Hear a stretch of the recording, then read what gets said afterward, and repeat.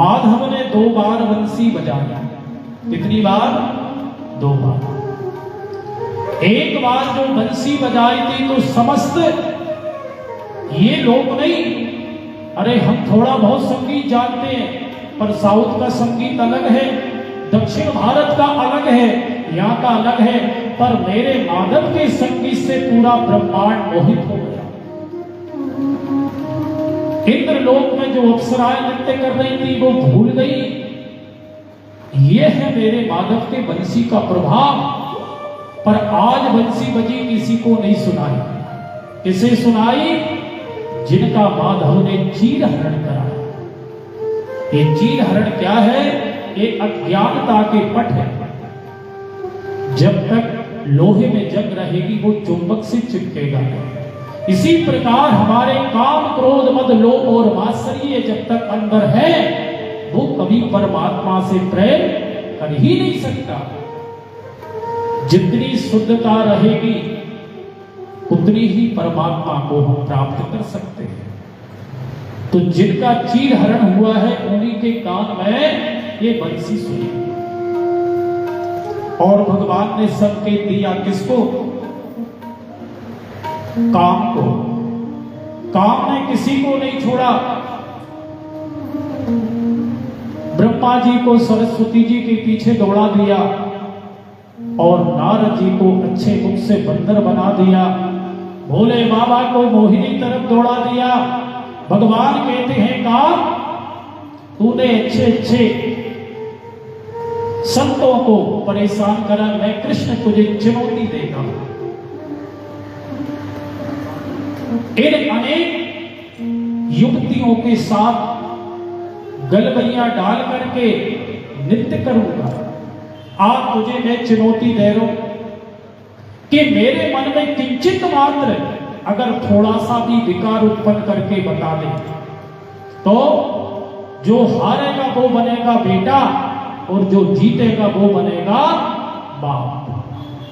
तो इसी वजह से भगवान ने कामदेव को चुनौती दी। दिन कौन सा चुना? पूर्णिमा का, जब अंतरात्मा उछल कूद करती है, क्योंकि किसी पहलवान से युद्ध करना है। तो अगर सोते में तुमने मार दिया तो दुनिया कहेगी भैया वो पहलवान बहुत बड़ा था पर तुमने धोखे से मारा। तो भगवान ने कहा कि तुम स्वस्थ कब रहते हो? तो वो पूर्णिमा की रात थी।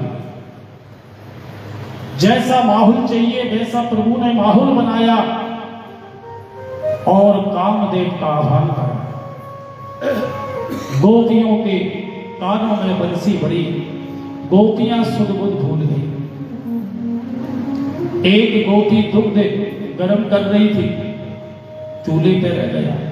इन शब्दों को व्यास जी ने क्यों लिखा कि माता बहनों को आज भी दूध, दही और तैयार होने में बड़ा मन देता है। एक गोपी दुग्ध तो दूध चूल्हे पर, एक अपने बच्चे को आंचल पिला रही थी तो अध पिला ही बच्चे को छोड़ दिया। एक पति देवता को भोजन करा रही थी, 2 रोटी परसी, इसके बाद भागी भागी। ऊपर के वस्त्र नीचे, एक कान में काजल है और नहीं है। ये चीजें क्यों? ये शरीर का मिलन नहीं है। शरीर वाले व्यक्ति तो शरीर को देखते हैं, ये आत्मा और परमात्मा का मिलन है। आज शरीर का भान नहीं है। अगर शरीर से मिलन होता तो पूरी तैयारी से जाता। तो आज अपने कपड़ों का भी कोई भान नहीं है, तो देह का भान नहीं है। एक गोपी को कमरे में बंद कर दिया, उसने ऐसा प्राणायाम लगाया कि सबसे पहले वो ही पहुंच गए। परीक्षित जी ने कहा कि ये गोपियों की इतनी बड़ी सिद्धि कि प्राणायाम के द्वारा, सुखदेव मुनि कहते हैं ये गोपियां कोई साधारण नहीं है। तो कौन है? दंडकारिणी, मिथिला वासिनी, गौलोक वासिनी। मेरे प्रभु राघवेंद्र सरकार जब दूल्हा सरकार बन के गए थे तो घायल हो गए। उन्होंने भी कामना करी, भगवान ने कहा कि आगे पूर्ति करेंगे। जब प्रभु वनवास में थे तापस वेश विशेष उदासी 14 वर्ष राम वनवासी।